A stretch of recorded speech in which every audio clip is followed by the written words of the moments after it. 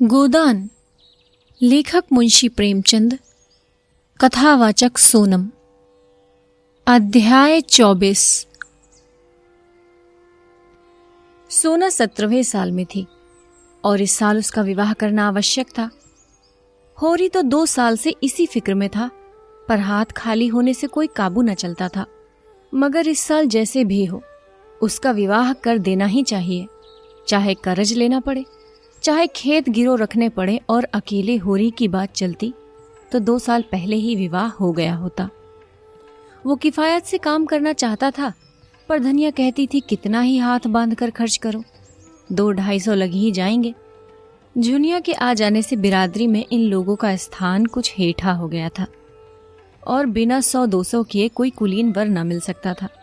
पिछले साल चैती में कुछ न मिला था तो पंडित दाता दीन से आधा साझा, मगर पंडित जी ने बीज और मजूरी का कुछ ऐसा ब्यौरा बताया कि होरी के हाथ 1/4 से ज्यादा अनाज न लगा और लगान देना पड़ गया पूरा। ऊख और सन की फसल नष्ट हो गई, सन तो वर्षा अधिक होने और ऊख दीमक लग जाने के कारण। हाँ, इस साल की चैती अच्छी थी और ऊख भी खूब लगी हुई थी। विवाह के लिए गल्ला तो मौजूद था, 200 रुपए भी हाथ आ जाएं तो कन्या ऋण से उद्धार हो जाएगा उसका। अगर गोबर 100 रुपए की मदद कर दे तो बाकी 100 रुपए होरी को आसानी से मिल जाएंगे। झिंगूरी सिंह और मंगरू साहब दोनों ही अब कुछ नरम पड़ गए थे। जब गोबर परदेश में कमा रहा है तो उनके रुपए मारे न पड़ सकते थे। एक दिन होरी ने गोबर के पास 2-3 दिन जाने के लिए प्रस्ताव किया, मगर धनिया अभी तक गोबर के वो कठोर शब्द न भूली थी। वो गोबर के पास से 1 पैसा भी नहीं लेना चाहती थी, किसी तरह नहीं। होरी ने झुंझला कर कहा, लेकिन काम कैसे चलेगा ये बता। धनिया ने सिर हिलाकर बोला, मान लो गोबर परदेश न गया होता तब तुम क्या करते, वही अब करो। होरी की जबान बंद हो गई। एक क्षण बाद बोला, मैं तो तुझसे पूछता हूं। धनिया ने जान बचाई, ये सोचना मर्दों का काम है। होरी के पास जवाब तैयार था। मान ले मैं न होता, तू ही अकेली रहती, तब तू क्या करती, वो कर। धनिया ने तिरस्कार भरी आंखों से कहा, तब मैं कुश कन्या भी दे देती तो कोई हंसने वाला न था। कुश कन्या होरी भी दे सकता था, इसी में उसका मंगल था, लेकिन कुल मर्यादा कैसे छोड़ दे। उसकी बहनों के विवाह में 300-300 बाराती द्वार पर आए थे। दहेज भी अच्छा ही दिया गया था। नाच तमाशा बाजा गाजा हाथी घोड़े सभी आए थे। आज भी बिरादरी में उसका नाम है, 10 गांव के आदमियों से उसका हेल मेल है। कुश कन्या देकर वो किसे मुंह दिखाएगा, इससे तो मर जाना अच्छा है। और वो क्यों कुश कन्या दे, पेड़ पालू है, जमीन है और थोड़ी सी साख भी है। अगर वो 1 बीघा भी बेच दे तो 100 मिल जाएंगे। लेकिन किसान के लिए जमीन जान से भी प्यारी है, कुल मर्यादा से भी प्यारी है। और कुल 3 ही बीघे तो उसके पास है। अगर 1 बीघा बेच दे तो फिर खेती कैसे करेगा। कई दिन इसी हैस बैस में गुजरे। होरी कुछ फैसला न कर सका। दशहरे की छुट्टियों के दिन थे। झिंगूरी, पाटेश्वरी और नोखेराम तीनों ही सज्जनों के लड़के छुट्टियों में घर आए थे। तीनों अंग्रेजी पढ़ते थे और यद्यपि तीनों 20-20 साल के हो गए थे, पर अभी तक यूनिवर्सिटी में जाने का नाम न लेते थे। एक क्लास में 2-2, 3-3 साल पढ़े रहते थे। तीनों की शादियां हो चुकी थी। पाटेश्वरी के सपूत बिंदेसरी तो एक पुत्र के पिता भी हो चुके थे। तीनों दिन भर ताश खेलते, भंग पीते और छैला बने घूमते।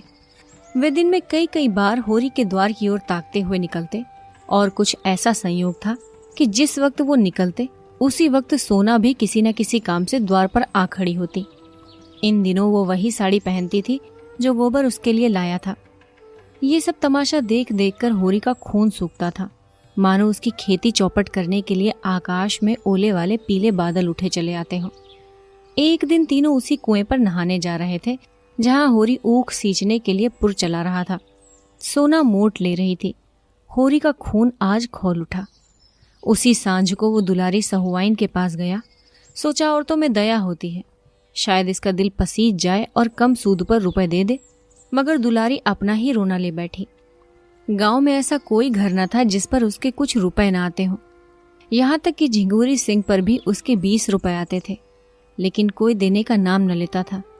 बेचारी कहाँ से रुपए लाए?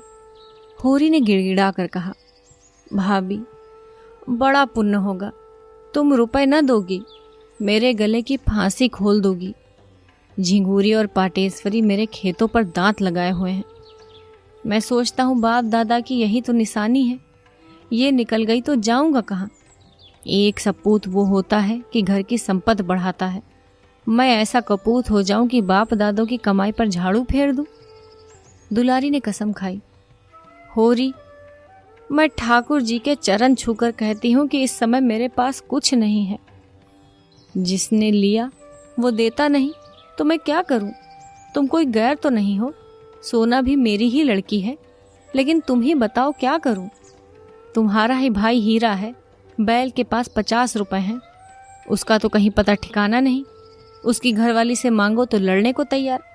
शोभा भी देखने में बड़ा सीधा साधा है, लेकिन पैसा देना नहीं जानता। और असल बात तो यह है कि किसी के पास है ही नहीं, दे कहाँ से? सबकी दशा देखती हूँ, इसी मारे सब्र कर जाती हूँ। लोग किस तरह पेट पाल रहे हैं और क्या। खेती बाड़ी बेचने की मैं सलाह न दूंगी, कुछ नहीं है मरजात तो है। फिर कन फुसकियों में बोली, पाटेश्वरी लाला का लौंडा तुम्हारे घर की ओर बहुत चक्कर लगाया करता है। तीनों का वही हाल है, इनसे चौकस रहना। ये शहरी हो गए, गांव का भाईचारा क्या समझे? लड़के गांव में भी हैं, मगर उनमें कुछ लिहाज है, कुछ अदब है, कुछ डर है। ये सब तो छूटे सांड हैं। मेरी कौशल्या ससुराल से आई थी, मैंने सभी के ढंग देखकर उसके ससुर को बुलाकर विदा कर दिया। कोई कहाँ तक पहरा दे? होरी को मुस्कुराते देखकर उसने सरस ताड़ना के भाव से कहा, हंसोगे होरी तो मैं भी कुछ कह दूंगी। क्या तुम किसी से कम नटखट थे? दिन में 2500 बार किसी न किसी बहाने मेरी दुकान पर आया करते थे, मैंने कभी ताका तक नहीं। होरी ने मीठे प्रतिवाद के साथ कहा, ये तो तुम झूठ बोलती हो भाभी, बिना कुछ रस पाए थोड़े ही आता था। चिड़िया एक बार परत जाती है, तभी दूसरी बार आंगन में आती है। चल झूठे, आंख से न ताकती रही हो, लेकिन तुम्हारा मन तो ताकता ही था, बल्कि बुलाता था। अच्छा रहने दो, बड़े आए अंतर्जामी बनके। तुम्हें बार बार मंडराते देख के मुझे दया आ जाती थी, नहीं तुम कोई ऐसे बाके जवान न थे। हुसैनी 1 पैसे का नमक लेने आ गया और ये परिहास बंद हो गया। हुसैनी नमक लेकर चला गया तो दुलारी ने फिर कहा, गोबर के पास क्यों नहीं चले जाते? देखते भी आओगे और शायद कुछ मिल भी जाए। होरी निराश मन से बोला, वो कुछ न देगा। लड़के 4 पैसे कमाने लगते हैं तो उनकी आंखें फिर जाती हैं। मैं तो बेहयाई करने को तैयार भी था, लेकिन धनिया नहीं मानती। उसकी मर्जी बिना चला जाऊं तो घर में रहना अपाढ़ कर दे। उसका स्वभाव तो जानती हो। दुलारी ने कटाक्ष करके कहा, तुम तो मेहरिया के जैसे गुलाम हो गए। तुमने पूछा ही नहीं तो क्या करता? मेरी गुलामी करने को कहते तो मैंने लिखा लिया होता। सच तो अब से क्या बिगड़ा है, लिखा लो ना। 200 में लिखता हूँ, इन दामों में महंगा नहीं हूँ। तब धनिया से तो न बोलोगे? नहीं, कहो कसम खाऊं। और जो बोले तो मेरी जीभ काट लेना। अच्छा तो जाओ, घर ठीक ठाक करो, मैं रुपए दे दूंगी। होरी ने सजल नेत्रों से दुलारी के पांव पकड़ लिए। भावावेश से मुंह बंद हो गया। सहुआइन ने पांव खींचकर कहा, अब यही शरारत मुझे अच्छी नहीं लगती। मैं साल भर के भीतर अपने रुपए सूद समेत कान पकड़ कर लूंगी। तुम तो व्यवहार के ऐसे सच्चे नहीं हो, लेकिन धनिया पर मुझे विश्वास है। सुना पंडित तुमसे बहुत बिगड़े हुए हैं। कहते हैं इसे गांव से निकाल कर नहीं छोड़ा तो ब्राह्मण नहीं। तुम सिलिया को निकाल बाहर क्यों नहीं कर देते? बैठे बैठाए झगड़ा मोल ले लिया। धनिया उसे रखे हुए हैं, मैं क्या करूं? सुना है पंडित काशी गए थे, वहां एक बड़ा नामी विद्वान पंडित है, वो 500 मांगता है, तब प्रायश्चित कराएगा। भला पूछो, ऐसा अंधेर नहीं हुआ है। जब धर्म नष्ट हो गया तो 1 नहीं 1000 प्रायश्चित करो, इससे क्या होता है? तुम्हारे हाथ का छुआ पानी कोई ना पिएगा, चाहे जितना प्रायश्चित करो। होरी यहाँ से घर चला तो उसका दिल उछल रहा था। जीवन में ऐसा सुखद अनुभव उसे न हुआ था। रास्ते में शोभा के घर गया और सगाई लेकर चलने के लिए न्योता दे आया। फिर दोनों दातादीन के पास सगाई की साइड पूछने गए। वहां से आकर द्वार पर सगाई की तैयारियों की सलाह करने लगे। धनिया ने बाहर निकल कर कहा, पहर रात गई, अभी रोटी खाने की बेला नहीं आई, खाकर बैठो। गपड़ चौथ करने को तो सारी रात पड़ी है। होरी ने उसे भी परामर्श में शरीक होने का अनुरोध करते हुए कहा, इसी सलाह में लगन ठीक हुआ है। बता, क्या क्या सामान लाना चाहिए? मुझे तो कुछ मालूम नहीं। जब कुछ मालूम ही नहीं तो सलाह करने क्या बैठे हो? रुपए पैसे का डॉल भी हुआ कि मन की मिठाई खा रहे हो? होरी ने गर्व से कहा, तुझे इससे क्या मतलब? तू इतना बता दे क्या क्या सामान लाना होगा। तो मैं ऐसी मन की मिठाई नहीं खाती। तू इतना बता दे कि हमारी बहनों के ब्याह में क्या क्या सामान आया था। पहले ये बता दो, रुपए मिल गए? हाँ मिल गए, और नहीं तो क्या भंग खाई हो? तो पहले चलकर खा लो, फिर सलाह करेंगे। मगर जब उसने सुना कि दुलारी से बातचीत हुई है तो नाक सिकड़कर बोली, उससे रुपए लेकर आज तक कोई उरिन हुआ है? चुड़ैल कितना कसकर सूद लेती है। लेकिन क्या करता, दूसरा देता कौन है? ये क्यों नहीं कहते कि इसी बहाने दो गाल हंसने बोलने गया था? बूढ़े हो गए पर ये बान न गई। तू तो धनिया कभी कभी बच्चों की सी बातें करने लगती है। मेरे जैसे फटे हालों से वो हंस कर बोलेगी, सीधे मुंह बात तो करती नहीं। तुम जैसों को छोड़कर उसके पास और जाएगा ही कौन? उसके द्वार पर अच्छे अच्छे नाक रगड़ते हैं धनिया, तू क्या जाने। उसके पास लक्ष्मी है। उसने जरा सी हामी भर दी, तुम चारों ओर खुशखबरी ले दौड़े। हामी नहीं भर दी, पक्का वादा किया है। होरी रोटी खाने गया और शोभा अपने घर चला गया तो सोना सिलिया के साथ बाहर निकली। वो द्वार पर खड़ी सारी बातें सुन रही थी। उसकी सगाई के लिए 200 रुपए दुलारी से उधार लिए जा रहे हैं और ये बात उसके पेट में इस तरह खलबली मचा रही थी जैसे ताजा चूना पानी में पड़ गया हो। द्वार पर एक कुप्पी जल रही थी जिससे ताक के ऊपर की दीवार काली हो गई थी। दोनों बैल नांद में सानी खा रहे थे और कुत्ता जमीन पर टुकड़े के इंतजार में बैठा हुआ था। दोनों युवतियां बैलों की चरनी के पास आकर खड़ी हो गई। सोना बोली, तूने कुछ सुना? दादा सहुआइन से मेरी सगाई के लिए 200 रुपए उधार ले रहे हैं। सिलिया घर का रत्ती रत्ती हाल जानती थी।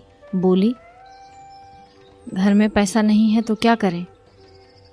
सोना ने सामने के काले वृक्षों की ओर ताकते हुए कहा, मैं ऐसा नहीं करना चाहती जिसमें माँ बाप को कर्जा लेना पड़े।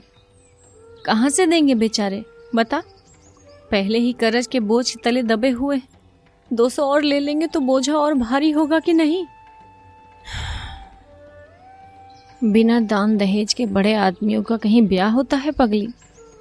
बिना दहेज के तो कोई बूढ़ा ठेला ही मिलेगा। जाएगी बूढ़े के साथ? बूढ़े के साथ क्यों जाऊं? भैया बूढ़े थे जो झुनिया को ले आए। उन्हें किसने कै पैसे दहेज में दिए थे? उसमें बाप दादा का नाम डूबता है। मैं तो सोनारी वालों से कह दूंगी, अगर तुमने 1 पैसा भी दहेज लिया तो मैं तुमसे ब्याह नहीं करूंगी। सोना का विवाह सोनारी के एक धनी किसान के लड़के से ठीक हुआ था और जो वो कह दे कि मैं क्या करूं, तुम्हारे बाप देते हैं मेरे बाप लेते हैं, इसमें मेरा क्या अख्तियार है। सोना ने जिस अस्त्र को रामबाण समझा था अब मालूम हुआ कि वो बांस की कैन है। हताश होकर बोली, मैं एक बार उससे कह के देख लेना चाहती हूँ। अगर उसने कह दिया मेरा कोई अख्तियार नहीं तो क्या गोमती यहाँ से बहुत दूर है, डूब मरूंगी। माँ बाप ने मर मर के पाला पोसा, उसका बदला क्या यही है कि उनके घर से जाने लगूं तो उन्हें कर्जे से और लादती जाऊं? माँ बाप को भगवान ने दिया हो तो खुशी से जितना चाहे लड़की को दे, मैं मना नहीं करती। लेकिन जब वो पैसे पैसे को तंग हो रहे हैं, आज महाजन नालिश करके नीलाम करा ले तो कल मजूरी करनी पड़े, तो कन्या का यही धर्म है कि डूब मरे। घर की जमीन जायदाद तो बच जाएगी, रोटी का सहारा तो रह जाएगा। माँ बाप 4 दिन मेरे नाम को रोकर संतोष कर लेंगे। ये तो ना होगा कि मेरा ब्याह करके उन्हें जन्म भर रोना पड़े। 3-4 साल में 200 के दूने हो जाएंगे। दादा कहाँ से ला कर देंगे? सिलिया को जान पड़ा जैसे उसकी आंख में नई ज्योति आ गई है। आवेश में सोना को छाती से लगाकर बोली, तूने इतनी अक्ल कहाँ से सीख ली सोना? देखने में तू बड़ी भोली भाली है। इसमें अक्ल की कौन बात है चुड़ैल? क्या मेरी आंखें नहीं है कि मैं पागल हूं? 200 मेरे ब्याह में ले, 3-4 साल में वो दूना हो जाए, तब रुपया के ब्याह में 200 और लें। जो कुछ खेती बाड़ी है सब लीलाम तिलाम हो जाए और द्वार द्वार भीख मांगते फिरें, यही ना? इससे तो कहीं अच्छा है कि मैं अपनी जान ही दे दूं। मुंह अंधेरे सोनारी चली जाना और उसे बुला लाना, मगर नहीं, बुलाने का काम नहीं। मुझे उससे बोलते ला जाएगी। तू ही मेरा ये संदेश कह देना। देख क्या जवाब देते हैं। कौन दूर है? नदी के उस पार ही तो है। कभी कभी ढोर लेकर इधर आता है। एक बार उसकी भैंस मेरे खेत में पड़ गई थी तो मैंने उसे बहुत गालियां दी थी, हाथ जोड़ने लगा था। हाँ, ये तो बता, इधर मतई से तेरी भेंट नहीं हुई? सुना बाहमन लोग उन्हें बिरादरी में नहीं ले रहे हैं। सिलिया ने हिकारत के साथ कहा, बिरादरी में क्यों ना लेंगे? हाँ, बूढ़ा रुपए नहीं खर्च करना चाहता। इसको पैसा मिल जाए तो झूठी गंगा उठा ले। लड़का आजकल बाहर उसारे में टिक्कर लगाता है। तू इसे छोड़ क्यों नहीं देती? अपनी बिरादरी में किसी के साथ बैठ जा और आराम से रह। वो तेरा अपमान तो ना करेगा? हाँ रे, क्यों नहीं? मेरे पीछे उस बेचारी की इतनी दुर्दशा हुई, अब मैं उसे छोड़ दूं? अब वो चाहे पंडित बन जाए चाहे देवता बन जाए, मेरे लिए तो वही मतई है जो मेरे पैरों पर सिर रगड़ा करता था। और ब्राह्मण भी हो जाए और ब्राह्मणी से ब्याह भी कर ले, फिर भी जितनी उसकी सेवा मैंने की है वो कोई ब्राह्मणी क्या करेगी? अभी मान मर्जाद के मोह में वो चाहे मुझको छोड़ दे, लेकिन देख लेना फिर दौड़ा हुआ आएगा। आ चुका, अब पाए तो तुझे कच्चा ही खा जाए। तो उसे बुलाने ही कौन जाता है? अपना अपना धर्म अपने अपने साथ है। वो अपना धर्म तोड़ रहा है तो मैं अपना धर्म क्यों तोड़ूं? प्रातःकाल सिलिया सुनारी की ओर चली, लेकिन होरी ने रोक लिया। धनिया के सिर में दर्द था, उसकी जगह क्यारियों को बराना था। सिलिया इनकार न कर सकी। यहाँ से जब दोपहरी को छुट्टी मिली तो वो सोनारी चली। इधर तीसरे पहर होरी कुएं पर चला तो सिलिया का पता न था। बिगड़ कर बोला, सिलिया कहाँ उड़ गई? रहती है, न जाने किधर चल देती है, जैसे किसी काम में जी ही नहीं लगता। तू जानती है सोना कहाँ गई है? सोना ने बहाना किया, मुझे तो कुछ मालूम नहीं, कहती थी धोबिन के घर कपड़े लेने जाना है, वहीं चली गई होगी। धनिया ने खाट से उठकर कहा, चलो मैं क्यारी बराए देती हूँ। कौन उसे मजूरी देते हो जो बिगड़ रहे हो? हमारे घर में रहती नहीं है, उसके पीछे सारे गांव में बदनाम नहीं हो रहे हैं। अच्छा रहने दो, एक कोने में पड़ी हुई है तो उससे किराया लोगे? एक कोने में नहीं पड़ी हुई है, पूरी एक कोठरी लिए हुए है, तो उस कोठरी का किराया होगा कोई 50 रुपए महीना। उसका किराया 1 पैसा सही। हमारे घर में रहती है, जहां जाए पूछ कर जाए। आ जाती है तो खबर लेता हूँ। फिर चलने लगा। धनिया को होरी ने ना आने दिया। रूपा क्यारी बराती थी और सोना मोड़ ले रही थी।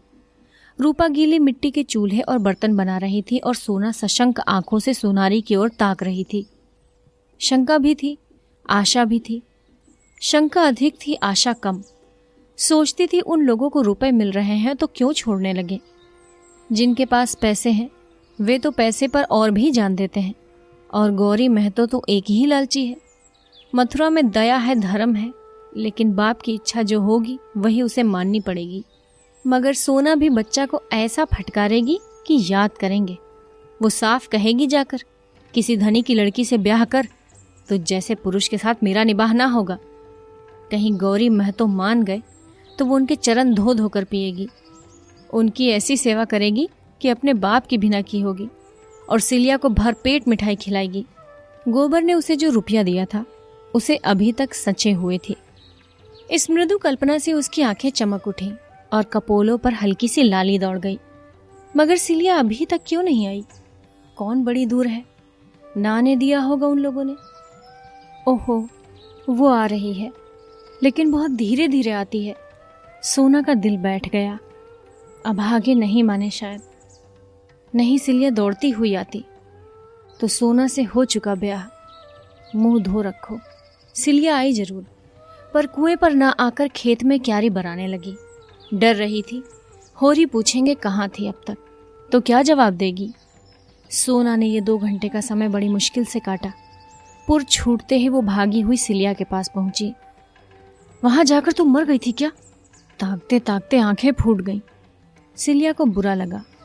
तो क्या मैं वहां सोती थी? इस तरह की बातचीत राह चलते थोड़े ही हो जाती है, अवसर देखना पड़ता है। मथुरा नदी की ओर ढोर चराने गए थे, खोजती खोजती उसके पास गई और तेरा संदेशा कहा। ऐसा प्रसन्न हुआ कि तुझसे क्या कहूँ। मेरे पांव पर गिर पड़ा और बोला, सिल्लो, मैंने तो जब से सुना है कि सोना मेरे घर में आ रही है तब से आंखों की नींद ही हर गई है। उसकी वो गालियां मुझे फल गई हैं, लेकिन काका का क्या करूं, वो किसी की नहीं सुनते। सोना ने टोका। तो ना सुने, सोना भी जिद्दिन है, जो कहा है वो करके दिखाएगी, फिर हाथ मलते रह जाएंगे। बस उसी क्षण ढोरों को छोड़ वो मुझे लिए हुए गौरी महतो के पास गया। महतो के 4 पुर चलते हैं, कुआं भी उन्हीं का है, 10 बीघे का ऊख है। महतो को देख के तो मुझे हंसी आ गई, जैसे कोई घसियारा हो। हाँ, भाग का बली है। बाप बेटे में खूब कहा सुनी हुई। गौरी महतो कहते थे, तुझसे क्या मतलब, मैं चाहे कुछ लूं या ना लूं, तू कौन होता है बोलने वाला। मथुरा कहता था, तुमको लेना देना है तो मेरा ब्याह मत करो, मैं अपना ब्याह जैसे चाहूंगा कर लूंगा। बात बढ़ गई और गौरी महतो ने पनहियां उतार कर मथुरा को खूब पीटा। कोई दूसरा लड़का होता तो इतनी मार खाकर बिगड़ खड़ा होता। मथुरा एक घूंसा भी जमा देता तो महतो फिर न उठते, मगर बेचारा 50 जूते खाकर भी कुछ ना बोला। आंखों में आंसू भरे मेरी और गरीबों की तरह ताकता हुआ चला गया। तब महतो मुझ पर बिगड़ने लगे। सैकड़ों गालियां दी, मगर मैं क्यों सुनने लगी थी। मुझे उनका क्या डर। मैंने साफ कह दिया, महतो 200-300 कोई भारी रकम नहीं है, और होरी महतो इतने में बिक ना जाएंगे, ना ही तुम धनवान हो जाओगे। वो सब धान नाच तमाशे में ही उड़ जाएगा। हाँ, ऐसी बहू ना पाओगे। सोना ने सजल नेत्रों से पूछा। महतो इतनी ही बात पर उन्हें मारने लगे। सिलिया ने ये बात छिपा रखी थी। ऐसी अपमान की बात सोना के कानों में न डालना चाहती थी, पर यह प्रश्न सुनकर संयम न रख सकी। बोली, वही गोबर भैया वाली बात थी। महतो ने कहा, आदमी झूठा तभी खाता है जब मीठा हो, कलंक चांदी से ही धुलता है। इस पर मथुरा बोला, काका कौन घर कलंक से बचा हुआ है। हाँ, किसी का खुल गया, किसी का छिपा हुआ है। गौरी महतो भी पहले एक चमारिन से फंसे थे, उससे 2 लड़के भी हैं। मथुरा के मुंह से इतना निकलना था कि डोकरे पर जैसे भूत सवार हो गया। जितना लालची है उतना क्रोधी भी है, बिना लिए ना मानेगा। दोनों घर चली। सोना के सिर पर चरसा रस्सा और जुए का भारी बोझ था, पर इस समय वो उसे फूल से भी हल्का लग रहा था। उसके अंतस्थल में जैसे आनंद और स्फूर्ति का सोता खुल गया हो। मथुरा की वो वीर मूर्ति सामने खड़ी थी, वो जैसे उसे अपने हृदय में बैठाकर उसके चरण आंसुओं से पखार रही थी। जैसे आकाश की देवियां उसे गोद में उठाए आकाश में छाई हुई लालिमा में लिए चली जा रही हों। उसी रात को सोना को बड़े जोर का ज्वर चढ़ाया। तीसरे दिन गौरी महतो ने नाई के हाथ ये पत्र भेजा। स्वस्ति, श्री सर्वोपमा जोग श्री होरी महतो को गौरी राम का राम राम बाँचना। आगे जो हम लोगों में दहेज की बातचीत हुई थी, उस पर हमने शांत मन से विचार किया। समझ में आया कि लेन देन से वर और कन्या दोनों ही के घर वाले जेरबार होते हैं। जब हमारा तुम्हारा संबंध हो गया तो हमें ऐसा व्यवहार करना चाहिए कि किसी को ना खरे। तुम दान दहेज की कोई फिक्र मत करना, हम तुमको सौगंध देते हैं, जो कुछ मोटा महीन जुरे बारातियों को खिला देना, हम वो भी ना मांगेंगे। रसद का इंतजाम हमने कर लिया है। हाँ, तुम खुशी खुर्रामी से हमारी जो खातिर करोगे वो सिर झुकाकर स्वीकार कर लेंगे। होरी ने पत्र पढ़ा और दौड़े हुए भीतर जाकर धनिया को सुनाया। हर्ष के मारे उछल पड़ता था, मगर धनिया किसी विचार में डूबी बैठी रही। एक क्षण के बाद बोली, ये गौरी महतो की भलमनसी है, लेकिन हमें भी तो अपनी मर्जात का निबाह करना है। संसार क्या कहेगा। रुपया हाथ का मैल है, उसके लिए कुल मर्जात नहीं छोड़ा जाता। जो हमसे कुछ हो सकेगा देंगे और गौरी महतो को लेना पड़ेगा। तुम यही जवाब लिख दो। माँ बाप की कमाई में क्या लड़की का कोई हक नहीं है? नहीं, लिखना क्या है, चलो मैं नाई से संदेश कहला देती हूँ। होरी हत बुद्धि सा आंगन में खड़ा था और धनिया उस उदारता की प्रतिक्रिया में जो गौरी महतो की सज्जनता ने जगा दी थी संदेशा कह रही थी। फिर उसने नाई को रस पिलाया और विदाई देकर विदा कर दिया। वो चला गया तो होरी ने कहा, ये तूने क्या कर डाला धनिया, तेरा मिजाज आज तक मेरी समझ में ना आया। तू आगे भी चलती है पीछे भी चलती है। इससे पहले तो इस बात पर लड़ रही थी कि किसी से एक पैसा कर्ज मत लो, कुछ लेने दिलाने का काम नहीं है, और जब भगवान ने गौरी के भीतर बैठकर ये पत्र लिखवाया तो तूने कुल मर्जात का राग छेड़ दिया। तेरा मरम भगवान ही जाने। धनिया बोली, मुंह देखकर बीड़ा दिया जाता है, जानते हो कि नहीं? तब गौरी अपनी शान दिखाते थे, अब वो भलमनसी दिखा रहे हैं। ईंट का जवाब चाहे पत्थर हो, लेकिन सलाम का जवाब तो गाली नहीं है। होरी ने नाक सिकोड़ कर कहा, तो दिखा अपनी भलमनसी, देखे कहाँ से रुपए लाती है। धनिया आंखें चमका कर बोली, रुपए लाना मेरा काम नहीं है, तुम्हारा काम है। मैं तो दुलारी से ही लूंगा। ले लो, उसी से ले लो। सूद भी सभी लेते हैं, जब डूबना है तो क्या तालाब और क्या गंगा। होरी बाहर आकर चिलम पीने लगा। कितने मजे से गला छूटा जाता था, लेकिन धनिया जब जान छोड़े तब तो जब देखो उल्टी ही चलती है, जैसे इस पर कोई भूत सवार हो जाता है। घर की दशा देखकर भी इसकी आंखें नहीं खुलती।